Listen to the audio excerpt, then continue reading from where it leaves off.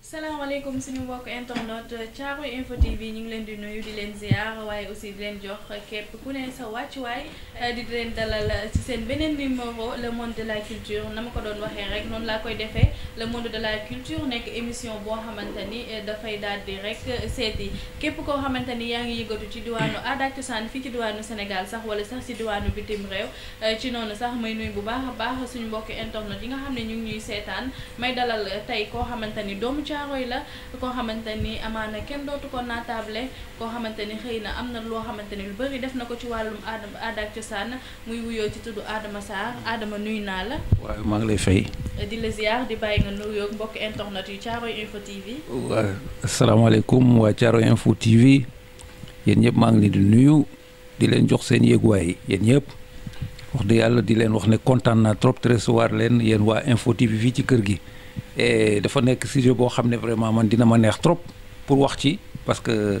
mooy li nga xam ne moom laay dund donc alhamdulilah sant yàlla daal ba di leen gërëm yéen ñëpp yéen ñi fi ñëw vraiment di gërëm waa Caaroy yëpp aussi quoi wax dëgg yàlla. merci beaucoup di ko jaajëfal bu baax a baax ci dalal bi nga xam ne macha allah dalal ñu ko waaye tamit di jaajëfal bu baax a baax ñi nga xam ne ñooñu lañ fekk si kër gi mu di Soxna Seck ñoom ñëpp macha allah ci noonu rek comme ni ñu koy defee saa su ne Adama Sarr yow nga nekkoon koo xamante ni sax yow yaa doon guitare ak nga xam ne moo di Thione Seck nga nekk guitariste di yëngu ci wàllu aada ak cosaan amaana rek balaa may dugg boobu le angle dama lay bàyyi rek laaj la tey jii su ma la doon laaj kan mooy Adama Sarr nga nekk doomu Caaroy nekk aussi doomu banlieue. Adama Sarr mooy ki nga xamante ne yàgg naa Caaroy wax dëgg yàlla Dakar laa jógee fa laa juddoo ñëw Caaroy màggee fi daanaka. Caaroy def na fi ñaata at. bon yàgg naa ça fait presque ay plus de presque 40 ans yooyu presque parce que en fait man ba ma ñëwee déjà sama premier groupe. bi nga xamante moo nekkoon fii à Caaroy c'était le MJ's Experience enfin avant le MJ's Experience parce que man ak samay xarit Virus Musique moo ñu duggoon ñu créé fi benn groupe boo xamante ne ñu tudde woon ko le groupe Experience daal di boobu temps amaguñu woon par les moyens du bord ñu fexe daal ba gis suñuy aînés yu fi nekkoon ñu fi créé woon groupe aussi yàgg na kooku c'est vers les années 67 68 loolu yàgg na waaw yàgg na alors ñooñu boobu temps on était encore très très très jeune bon ñooñu jox ay instruments ñu ci ñefe di ko ñefe ba finalement après par la suite ñu dem ba nga xamante na suñu benn nijaay boo xam ne bu fi dëkkoon bu ñuy wax Samba Ba ñëw dëkk fii à Caaroy alors nekkoon suñu nijaay mu amoon ay frères am yoo xam ne dañoo amoon intention créer groupe alors ñëw gisoon ko waxtaan ak moom ba mu wutal leen ay instruments. lan moo la motiver ba nga xam ne nga yëngatu bu baax a baax ci wàllum guitare. lan moom motivé bon enfin mën naa wax ne guitare moom daf ma dab quoi. daf ma dab parce que du loo xamante ni moom nga dooree. déedéet sama vocation première mooy la chanson. j'ai déjà chanté avant même de jouer la guitare. d'accord ci groupe Expérience. le groupe MJ's MC Expérience moom moo mujj nekk le cosaan orchestra de Caaroy. ñoom ñoo joué woon la générique kii boobu indicatif bu Maguette Wade doon utiliser télévariété ñun la woon quoi. léegi groupe boobu tey ana ñu à part yow ana ñeneen ñi tey. bon ñeneen ñi ndeysaan bon am na ñoo xam ne gaañu nañu décédé nañu. waaye vraiment ñu leen di ñaanal yàlla yërëm leen xare leen àjjana. bon mais am na ñoo xam ne aussi sama yenn xarit yoo xam ne daanaka bon jouetuñu sax quoi. jouetuñu ñii ñu ngi ci dans les affaires en fait ñu ngi ci yeneen mbir daal. waay d'accord mu mel ni rek li ngay wax yàgg na trop ay année 68 ñu gis ni tamit nee nga li nga xam ne moo di guitariste bi daf la dab mais tey ji est-ce que mën nañ xam en quelle année exacte nga commencé boobu la guitare comme daf la dab disons est-ce que xam naa des années 75 76 waaw fekk nga ni commencé nga di way fekk na boobu temps fekkoon na j'ai chanté avant ouais mais j'ai continué après à chanter en même temps di jouer guitare aussi. ci noonu nga nekk doomu Caaroy. Caaroy nga yaroo. waaw fii laa yaroo waaw fii laa jàngee aussi. fii laa yaroo fii laa jàngee aussi. tey jii xëy na buñ nee doomu Caaroy képp koo xamante ni dëkk nga Caaroy rek dafay nekk loo xamante ni référence la. mais aussi ci wàllum aada ak cosaan su ma la doon laaj nan nga gisee culture u Sénégal ana lan nga may wax. culture Sénégal bon enfin alhamdulilah baax na ça va mais li may insister rek mooy que nañu gëm suñu culture quand même. parce que yaatu na yaatu boo xamante ne vraiment ñun ñëpp mën nañ ci gis suñu bopp donc waruñu toog daal ba di ko bàyyi muy naxasaay mu yàqu parce que lu rëy la quoi. parce que tamit loolu c'est important quoi parce que suñu culture dafa nekk loo xamante ne dañ ko war a téye dañ ko war a téye parce que amoon na mag yu ko yore woon donc léegi la boo xam ne dañ ko war a continuer donc waruñu ko bàyyi muy naxasaay benn yoon quoi. tey jii am na koo xamante ni xëy na gunge nga ko ànd ak moom mu nekkoon fi nekkatu fi yal na yàlla seddal suuf si kawam. amiin amiin amiin mu di Thione Ballago Seck. nga gitaaral ko ay at. ci yan circonstances ngeen xamante woon. léegi Baobab ma leen di fréquenté doon ànd ak sama benn xarit bu ñuy wax Jara kooku Jara daf déjà xamoon na leen ma dem foofu alors joué ba ma joué foofu gars yi vraiment ils ont apprécié ma. ñu intégré ma dans le groupe du Baobab booba mu nekkee Baobab fekk na temps boobu fekk na Thione moom bàyyi na Baobab il avait quitté le Baobab c'était en 81 pour dem en France mais au Baobab il avait laissé son frère Mapenda Seck ba mu ñibbisee en France il avait xam naa en tête pour créer le Ramdan il venait fu ñu doon jouer au Ngalam alors ci foofu la ma gisee quoi ba ma gisee mu apprécier ma ne ma daal vraiment rafetlu lu may def alors par le biais de Diarra qui était son ami mu ne vraiment sa xarit bi vraiment lu muy def neex na ma trop quoi noonu ci circonstances yooyu la ñu xamal alors ma dem këram mu génne guitare ñuy jouer après par la suite mu ne ma daal yow il faut que yow nga ñëw au Ramdan quoi parce que j'ai besoin de toi. D'accord, nga intégré Ramdan. J'ai intégré le Ramdan alors boobu ba léegi c'était en 85 ce que li ma lay wax expliqué nii maa nga fa nekk en 85 alors Thione ba ma ñëwee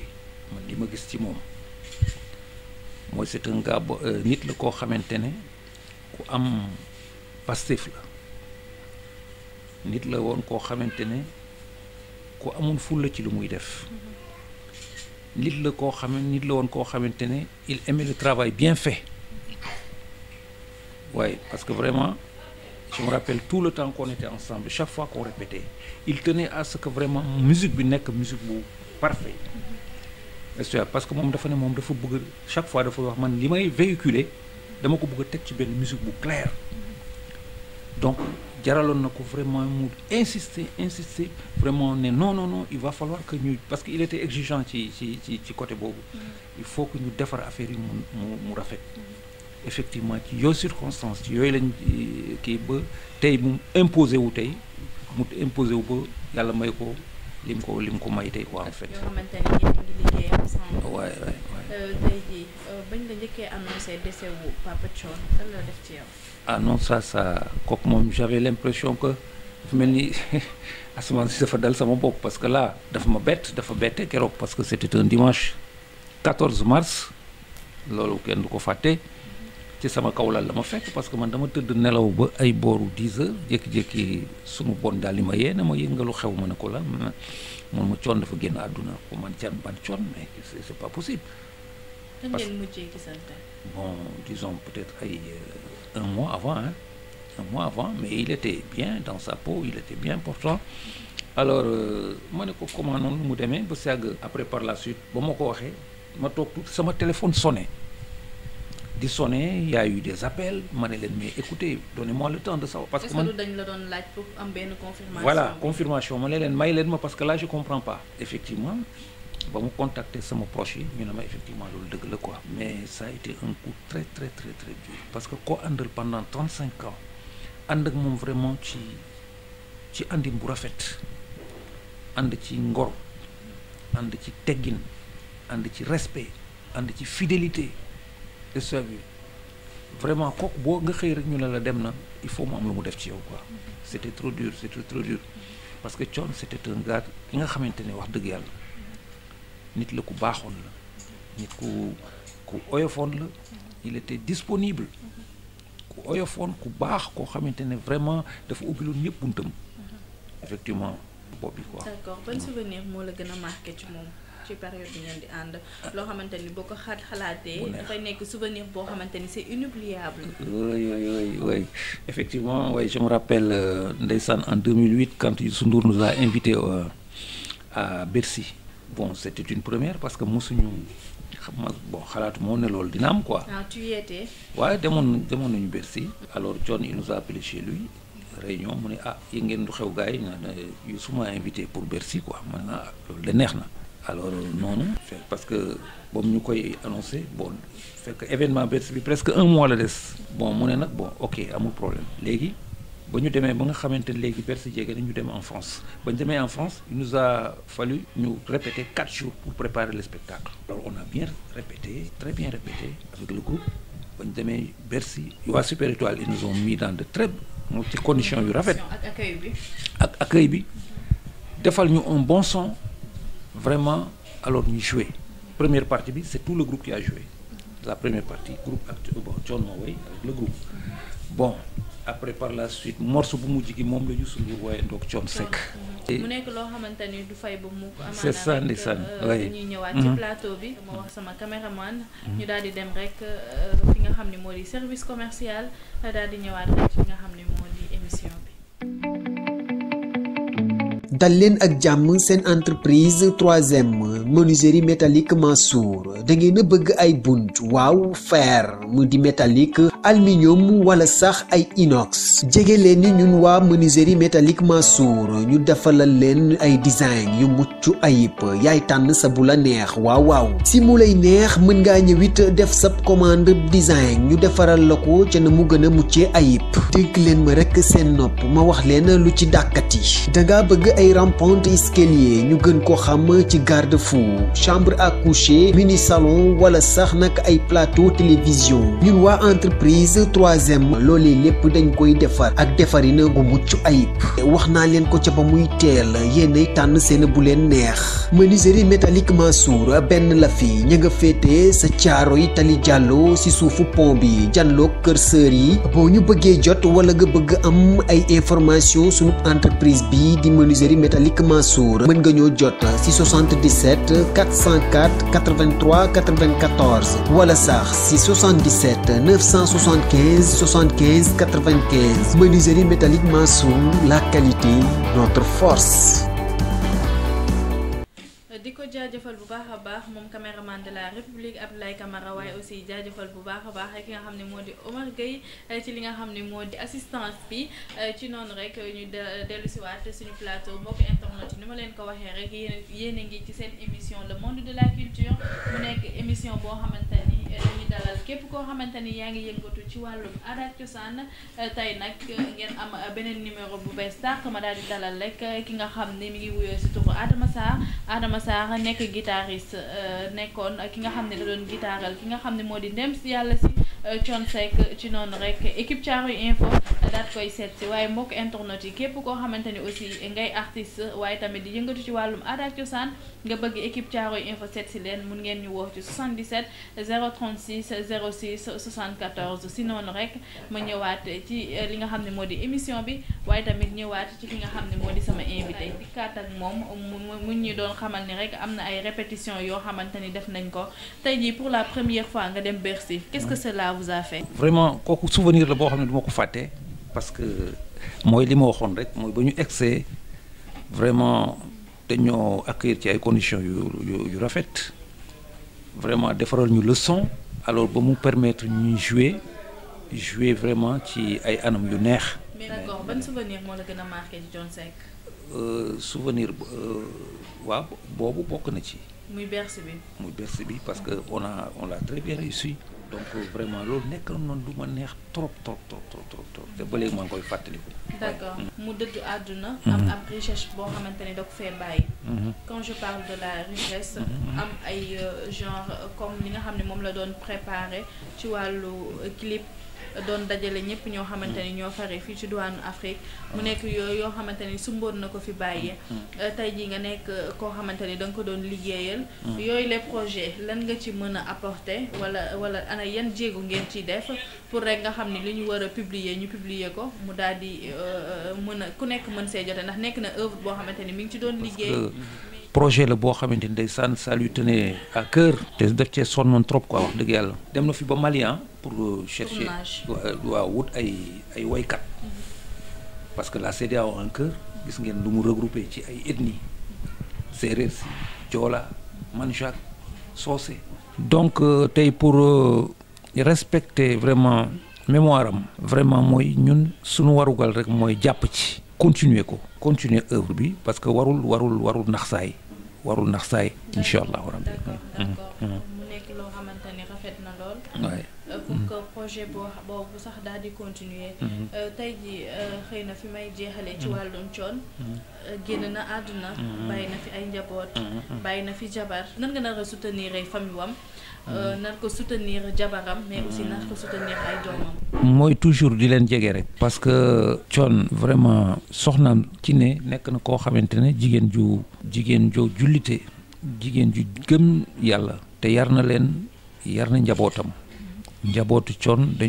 dafa nekk njaboot goo xam ne bu am respect ñun fu ñu gis père dañu jox benn cër boo xamante ne non cër bu mot sëkk donc d'abord li mu mën a wax rek mooy ñun daal xam naa ne on est toujours dedans ñu ngi toujours ak Thione Seck. lan mooy sa lien ak ki nga xam ne moo di Wally Ballago Seck. c'est mon fils parce que en fait Wally aussi sama relation moom parce que man dama doon cumuler entre Thione et Wally. Wally bu mu ñëw pourtant fekk na Ramdan mu ngi joué ba mu ñëwee il a eu la chance de trouver un groupe instrument waat ak yëpp quoi donc ba mu ñëwee dafa ñëw dugg ci biir groupe bi ba ni Thione defee sa retraite di préparer son projet ñun ñu continuer ak moom tu vois waaw ñu continuer ak moom donc Wally gone la boo xamante ne ku disponible la ku baax la ku yaatu la ku sensible la vraiment samay relation ak moom rafet na trop parce que boo ko gisee sama diggante ak moom sax da nga naan ay morom lañu parce que daf may faral di mbalak di ma bëre man di yooyu yëpp quoi vraiment donc ay relation yu rafet te vraiment di ñaan yàlla yéen bi nga xamante ne moom la yenu tey parce que yéen bu diis la mais ñu ngi ñaan yàlla mu doon ci moom yoon bu oyof di ñaanal vraiment Thione mi nga xamante ne jóge na fii yàlla na yàlla yërëm ko xare ko àjjana yóbbu ko ci àjjana yu gën a kawe. Je rappelle que mbokk internet yéen a ngi seen émission le monde de la culture tey ma dalal ki nga xam ne moo di Adama Sarr nekk doomu banlieue nekk doomu Thiaroye waaye tamit nekk ki nga xam ne moo doon gitaaral ki nga xam ne moo di feu Thione Seck ci noonu rek la plupart du temps dañuy gis ñi di yëngatu ci wàllum aada ak cosaan lu ci bëri ci moom dañ naan l'art ne nourrit pas son homme tey jii est-ce que wàllum guitare bi nga xam ne moom nga nekk di def est-ce que nekk na loo xamante ni am na xaalis. Mais bien sûr parce que on se plaint pas alhamdulilah sant yàlla rek waaye parce que ñu ngi jouer ñu ngi am suñuy contrat ñu ngi dem ñu ngi voyager di dem ak a ñëw donc vraiment ñu ngi ci gis suñu bopp sant yàlla rek quoi. yéen a ngi ciy gis seen bopp bu baax a baax. mu mel ni rek ku nekk lool ngay ñaan. li nga xam ni moom ngay liggéey nga mën ci daal di suturlu. tey jii li nga xam ni moo di guitare nga koy def ça fait maintenant des années. su ma la doon laaj lan mooy benn anecdote boo xamante ni xëy na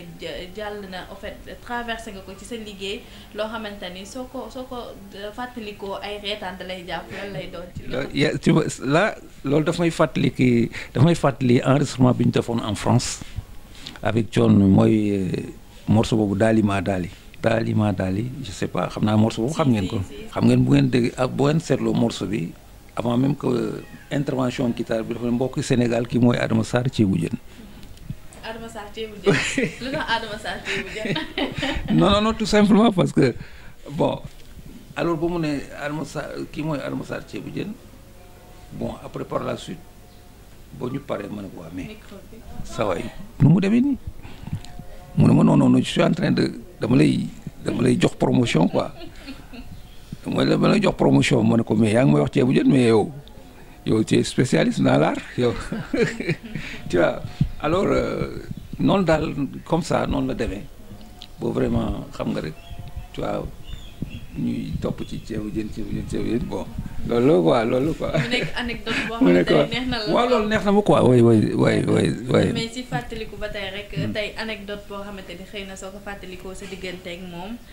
tu as vraiment envie de pleurer wala dafay nekk loo xamante ni daf lay metti tristesse lay doon lan lay doon. loo xam ne daf ma naqari bon je sais pas quand je vois les images de Thione comme ça à la télévision ça me fait mal dafay vraiment parce que chaque fois que mu gisee rek daf may fàttaliku ay instant yu day mel ni comme si on était sur la scène quoi tu vois c'est comme si on était sur la scène tu vois loolu dafa diis trop quoi bon surtout quand bu ñu tegee bi nga xamante ne moo Youssou ñoo nekk jouer chanter en duo alors quand je le vois chanter ndeysaan dem ba seeg dugal ci ay alxuraan non c'est extraordinaire loolu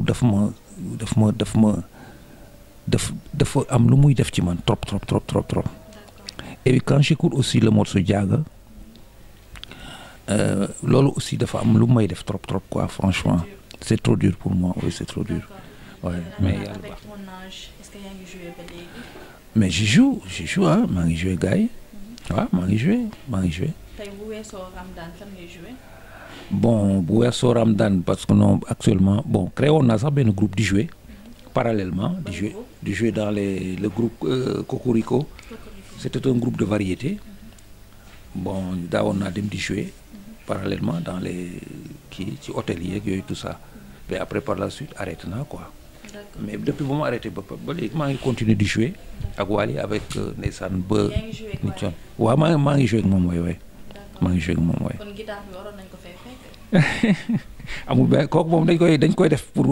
dañ koy daal di lu neex du doy dañu bàyyi ba beneen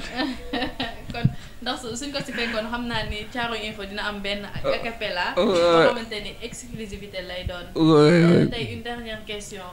musique nekk loo xamante ni c'est très vaste musique nekk loo xamante ni dafa yaatu xale yi tey ku jug way des fois nga gis way yoo xamante ni bu njëkkoon dañuy gis par exemple genre Thione Seck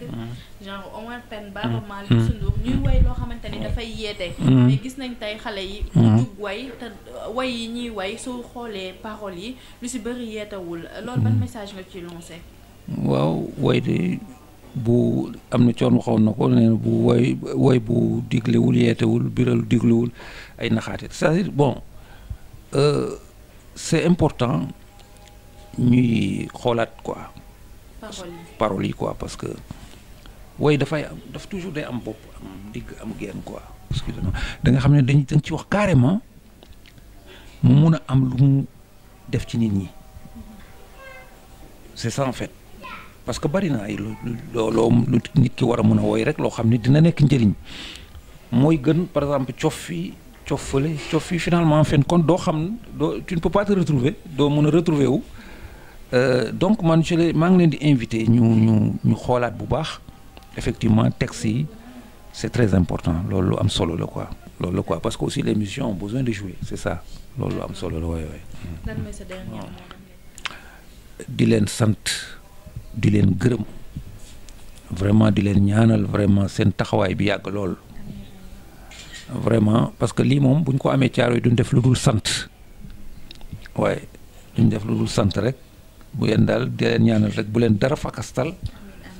vraiment que vous soyez à l'aise dans votre travail vraiment ngeen bañ am benn gàllankoor quoi yàlla may leen vraiment wér parce que wér ci la lépp xëj quand même mooy ci la lépp xëj quoi waaw ok merci jërëjëf amul benn problème. di ko jaajëfal bu baax a baax moom Adama Sarr waaye aussi jaajëfal bu baax a baax ñi nga xam ne moo di suñu mbokk internet Thiaroye Info TV mu nekkoon seen beneen numéro li nga xam ne moo di monde de la culture ni ma koy waxee saa su ne monde de la culture dafay dalal képp koo xamante ni dafay yëngatu ci wàllu aada ak cosaan nekk fii ci diwaanu Sénégal wala sax ci diwaanu bitim réew ci noonu sax moom Adama Sarr moom moo nekkoon ki nga xam ne moo di kon guitariste bu Thione Seck ci li nga xam ne moo di waxtaan bi ñu sekk ak moom nag wax na ay kàddu yu rafet waaye tamit ay témoignages ni def na ko ci ki nga xam ni moo di feu Thione Seck di ko ñaanal yàlla rek suuf sedd si kawam yàlla xaare ko aljana mbokk internet yi ni lañ koy defee saa su ne di leen jox dig daje ci beneen émission ci beneen numéro waaye duma tëj mukk te duma jaajëfal bu baax a baax ki nga xam ne moo di caméraman de la République Ablaye Camara moom mi nga xam ne moo nekkoon ci wàllu xarale gi di jaajëfal bu baax a baax Omar Gueye le grand journaliste moom tamit mi ngi woon ci li nga xam ne moo di assistant bi nuyuwaat bu baax a baax ki nga xam ne moo di suñu rek directeur général Abdou Salam Mbaye DRH suñu DRH Cheikh Tidiane Mbaye moom tamit kenn demul mu des ak ki nga xam ne moo di suñu rédacteur en chef Amadou ñi ngi di leen jaajëfal bu baax a baax di jaajëfal bu baax a baax ki nga xam ne moo di Amadou Nia Diallo moom mi nga xam ne nag moo jàpp bu baax a baax ci bile émission ba mu yemb bokk internet yi di leen wax rek ngeen abonné ci li nga xam ne moo di seen chaîne YouTube Thiaroye Info TV nii lañ koy defee saa su ne di leen jox dig daje ci yeneen émission ci yeneen numéro ndegam sob na yàlla jàngeen